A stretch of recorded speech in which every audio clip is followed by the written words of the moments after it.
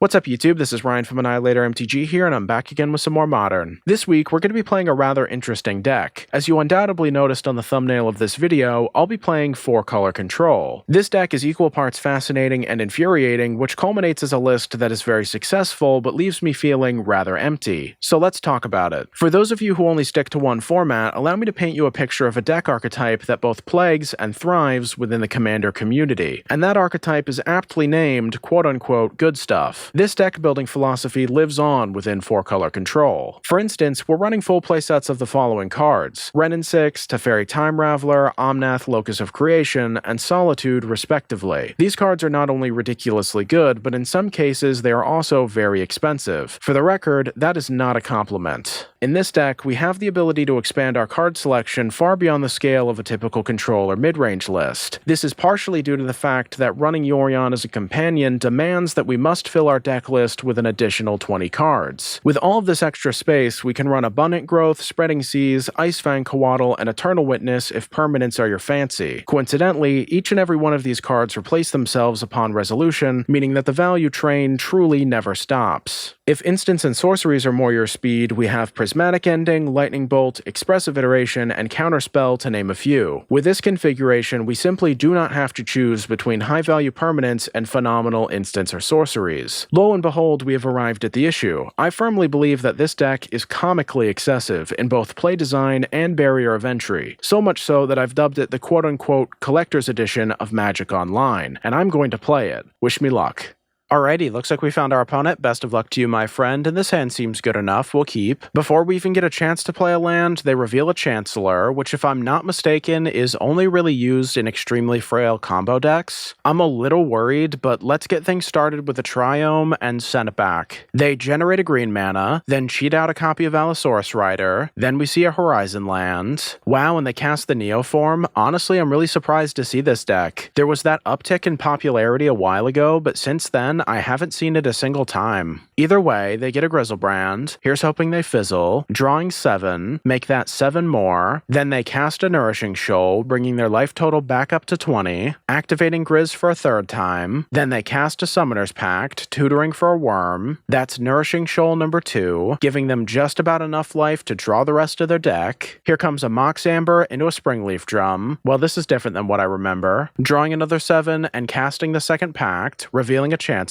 going all the way down to 7 life and 7 cards remaining. Up next, they cast Mox Amber number 2, floating some mana, then casting another one, repeating the same process a final time. Honestly, I've lost count at this point, but there's another Nourishing Shoal, followed by an Allosaurus Rider into a Springleaf Drum. They've officially drawn their entire deck. This leads them to casting a Children of Corliss. Ah, that's right, I remember this card. Unfortunately, they're going to gain a staggering 50 life. As if that wasn't enough, they cast another Nourishing Shoal. We finally see the Lab Maniac as they draw another 7 and win the game. Well, I gotta be honest, decks like these really kill my enthusiasm. Losing on turn 1 just shouldn't happen. Either way, I guess we'll start by cutting the Ice Fangs. That way we can bring in 2 more copies of Force of Negation. Looks good to me, I guess. This hand has a lot of potential, especially given that we're on the play. If this was the draw, we might have to mulligan for a Force. Regardless, let's set things up with a fetch. They reveal a Chancellor. Wasn't even paying attention to that, but you gotta be kidding. Here comes a Botanical Sanctum. Oh wow, and they only cast a Serum Visions? That's no problem at all. During their end step, we'll crack our fetch for a Triome, only to draw another one. Let's play the Misty, then hold up our counter. The good thing about this deck, compared to something like Ad Nauseam, is that they need a lot more cards in the hand to really make the explosive combos happen. Ideally, that makes them a lot more vulnerable to stack-based interaction. They play another Botanical Sanctum and send it back. Pretty happy about this, so let's crack our fetch for a Triome. We could have tutored there, but I'm not too worried about it. Drawing an Ephemerate, let's play the Flooded Strand. Live by the sword, die by the sword, as they play their 3rd Botanical Sanctum with not much to show us. I guess we'll cast our tutor, grabbing a Solitude. I much prefer Omnath, but Solitude can actually be quite useful. Speaking of which, we draw an Omnath, leaving us stuck at 3 lands. This is where things get uncomfortable because we're giving them so much time to build the perfect winning hand. I really don't like this. They play a Gemstone Mine. Since they aren't doing anything, let's let's evoke our Solitude for nothing. Then before it dies, we'll fetch for a Sacred Foundry and cast Ephemerate. This won't exile anything, but it does give us a win con that also eats away at their ability to draw cards with a Grizz. Gonna ignore the Ephemerate. There's a Prismatic Ending. Let's swing in for 3. That drains them. Looks like they found what they were looking for, as they cast an Allosaurus Rider. We'll let that resolve. Then they cast a copy of Eldritch Evolution. In response, let's hit it with a counter, and they scoop it up. Nice. Alright, so we may have tilted in that previous sideboard, and for that I apologize. What we're going to do now, though, is cut the playset of Prismatic Endings and a singleton copy of Fury. That way we can bring in the 2 Ice-Fangs, and more importantly, the 3 copies of Veil of Summer. Looks good to me. If we were playing against mid-range or something, this hand would be hilarious, but against Neoform, this ain't gonna work. Not sure this one will either. This hand is not great, but having an avenue to cast and blink a Solitude specifically to deal with an activated Grizzlebrand might be the key to victory. With that in mind, we're going to ship the green cards. They get things started with a Horizon Land and nothing else. There's a Flooded Strand, might as well play it. On the following turn, they do absolutely nothing. Alright, that's interesting. So I guess we'll just crack our fetch for a Triome. Then we draw another one. Let's play fetch number 2 and continue to wait. Wow, this is crazy. They missed another land. On their end step, we'll crack our fetch for a Hallowed Fountain. Drawing a Lightning Bolt, that could be interesting. Although I think we're just going to play and crack our fetch for a Temple Garden, then cast the Teferi. This is a definite risk, but capitalizing on their slow start is something we have to do. In response, they cycle a Veil. Once the Teferi resolves, we'll downtick immediately, drawing another fetch. Looks like their mana troubles are long gone. They cast a copy of Allosaurus Rider, followed by the Neoform. There's a Grizzlebrand. In response to their draw trigger, we'll evoke the Solitude. That causes them to draw in response, taking their life total down to 1, and it looks like they've seen enough. GG's, opponent. Alrighty, looks like we found our opponent. Best of luck to you, my friend. And this hand is kind of all over the place, so let's try it again. Much better. We'll keep and ship the Fury. They get things rolling with a Mishra's Bauble, which they crack immediately. Then they play and crack a Bloodstained Mire, finding themselves a Blood Crypt. Here comes an Inquisition. They discard the Spreading Seas and send it back. We draw another fetch. Let's play one of them. Cracking it for a basic forest. That way we can cast the Abundant Growth. Geez, another land. Oh well. As expected, they untap and hit us with a Thoughtseize. They're gonna get a laugh out of this one. There goes the counter. Ooh, but they seem to be stuck on a single land. Brutal. Drawing a Wrenn and Six. Phenomenal. Let's play and crack the Foothills, grabbing a Stomping Ground. Then we'll cast it, upticking straight away, and this appears to be a tale of 2 mana bases. Before anything else, they Lightning Bolt our Planeswalker. Just kidding, there wasn't anything else. We draw an Eternal Witness. I'll take that. Let's uptick once again. Then we'll play and crack the fetch for a Breeding Pool. That allows us to cast the Eternal Witness. Normally I'd want to grab the Counterspell, but Spreading Seas could win us the game. They untap, check their draw, and scoop it up. Nice. The one downside about how that game went is we don't actually have all that much in regards to information. With that said, I think we're going to cut the 2 Forces and the full play set of Teferis. That way we can bring in the 3 Relics and the 3 Veils. There are other options, but we'll stick with this for now. If they don't have a turn 1 creature, then this hand is about as good as it gets. Even if they do, it's still fantastic. They get things started with a Scalding Tarn and nothing else. We draw another basic. For now, we're just going to play a fetch and hold up the Veil. On our end step, they crack their fetch for an untapped Blood Crypt, specifically just to damage themselves, so we're dealing with Shadow. Here comes fetch number 2, passing yet again. During their end step, we'll crack our Flooded Strand for a basic island. I don't expect to see Blood Moon, but if we do, all of these basics are going to be a lifesaver. The lands keep coming. Let's play a basic forest and jam the Relic. In response, they crack their Bloodstained Mire for a Watery Grave, showing Grixis. Then they cast a Drown. I'm not entirely sure if this is correct, but let's hit the Veil. Oh hey look, more lands.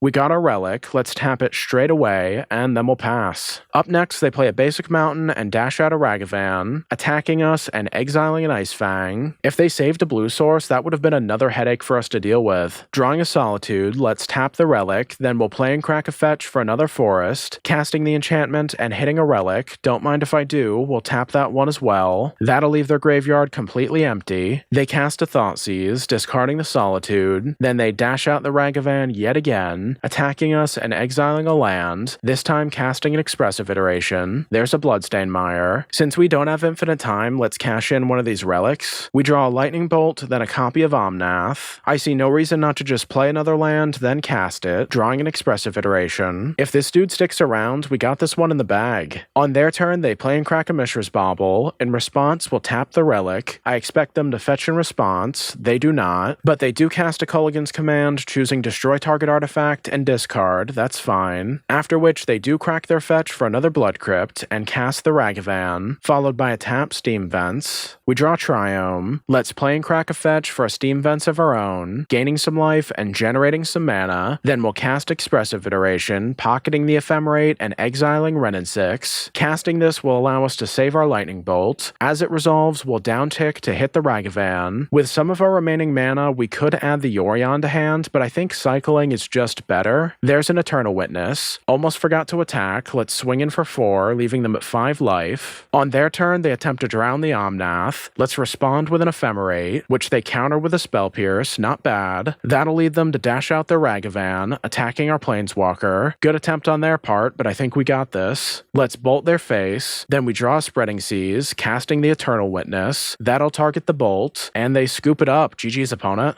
Alrighty, looks like we found our opponent. Best of luck to you, my friend, and this hand should be good enough. They get things rolling with an Urza's Mine into an Expedition map. Well, this'll be fun. We draw Tutor. Let's play and crack our fetch, grabbing a basic forest. That way we can cast the Abundant Growth, hitting another one. Up next, they play Tron land number 2 and pass immediately, drawing another land. Let's play a Hallowed Fountain and just hold up the counter. During our end step, they crack the Expedition map, searching for their final piece. After untapping, they play it straight away, only to cast a Wormcoil Engine. Considering we have the removal, we're gonna let that one resolve. On their end step, let's evoke the Solitude. Before it dies, we'll cast Ephemerate. This isn't going to help us answer more threats, but it does give us one of our own. There's a Wrenn and Six. Let's play the Stomping Ground. Then we'll cast Abundant Growth, drawing a Fury. We definitely have a long way to go, but we do have a chance. Let's swing in, draining them for 3. They play a Chromatic Star, cracking it immediately. Then they cast an Ancient Stirrings, hitting another mine. They play it. That'll be the second Wormcoil Engine. Let's counter it. They play an Expedition map and send it back. We draw Fury number 2. To keep our tempo at a reasonable pace, let's cast the Wrenn and Six, upticking to get our fetch back. Then we'll play it and swing in for 3. They're at 20. On their main phase, they crack their Expedition map for another tower, which they play, then cast an Ulamog, good lord, targeting a land and our Planeswalker. In response, we'll crack our fetch for a Breeding Pool, then counter the Ulamog, drawing a Misty, let's play it, then attack once again. They're at 17 life. Up next, they cast the smaller Ugin, downticking to take out our creature. Then they cast a copy of Karn Liberated, exiling one of our lands. This, oddly enough, leaves us in a decent position with our Fury. Before our next turn, let's crack the fetch for a Triome. Then we draw an island, let's play it. Time to evoke a Fury. That'll take care of both of their Planeswalkers. After which, we'll add the Yorion to hand and see what else they got. Which is apparently a lot, as they cast a Karn, tutoring for a Sundering Titan. They cast it, and it looks like we're done here. Really felt like we had a chance there, so I'm pretty optimistic about these sideboard cards improving our chances. Let's cut the full playset of Teferis and the 2 Ice-Fangs. That way we can bring in 2 more forces, 2 copies of Wear Tear, and the 2 Charmaws. Looks good to me. This hand is pretty darn good, especially on the play. Definitely keeping this one. We'll start things off with a Triome. They play a tower. That appears to be it. We draw Fury, so let's play a basic Plains, then cast the Spreading Seas, hitting another land. At worst, this is going to buy us a turn, and at best, their game plan is in ruins. They play another piece, once again not casting any 1CMC artifacts. There's a Charmaw. Don't want to say we have this one in the bag, but it certainly feels like it. Let's play the Breeding Pool and continue to wait. Up next, they play a mine, indicating that they would have had Natural Tron, drawing an island. Let's play and crack a fetch to get another red source. Then we'll cast the Charmaw. Before destroying a land, they float a colorless, only to cast a copy of Dismember thereafter. Looks like they finally got some eggs. They crack it immediately, casting an Ancient Stirrings. Ever resilient, as they jam a replacement Tron land. We draw a Force. This is going to enable us to add the Yorion to hand. Despite our best efforts, they've casually assembled Tron. There's a Karn. Think we'll just hit it with an ordinary counterspell. Ooh, we draw an Eternal Witness? That's real nice. Let's play and crack the Windswept Heath, getting a basic forest. Then we'll cast the Witness, bringing back the Charmaw. Thanks to their land count, we'll play it straight away, destroying the same Tron land. They tap out for an Oblivion Stone. This definitely warrants a Force of Negation. We untap, draw another Fury, and attempt to cast Yorion. They see the line and scoop it up. Nice. That felt pretty good, so we're just going to try it again. This hand could be worse, but I don't think it's going to cut it against Tron. This is much better. We'll keep and ship the Wrenn and Six. They start things off with a Tron land into an Expedition map. Perfect. We draw land. Let's play and crack a fetch, grabbing a Hallowed Fountain. Then we'll cast the Prismatic Ending to exile their map. Beautiful. Up next, they play Tower number 2 and cast a Chromatic Star, drawing a tutor. Let's play and crack a fetch for a Stomping Ground. Then to give them a false sense of confidence about the counter situation, we'll cast the tutor at sorcery speed, grabbing a Charmaw. In a baffling display of frustration, they untap and pass straight through. Don't know what to think about that. Either way, there's a Wrenn and Six. Let's play and crack the Windswept Heath for another red source. Then we'll cast the Charmaw. In response, they cash in the egg. This is a Veil of Summer type move, but that isn't going to help them against a red card. The spell resolves and they lose a land. On the following turn, they cast a copy of Dismember, only to pass immediately after. There's a land. Let's start things off by jamming the Wrenn and Six, upticking to get a fetch back. Then we'll play and crack it for a breeding pool. That allows us to cast the Spreading Seas, and it looks like they've had enough. GG's, opponent.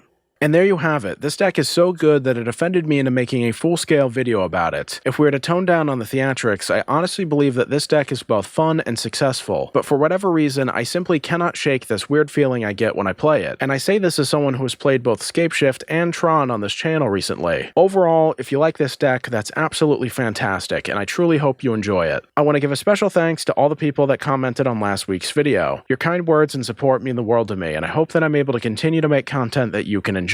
Speaking of which, if you like my content, feel free to like, comment, subscribe, and hit the bell icon. This stuff really does help, so thank you. And as always, stay safe out there and have a good one.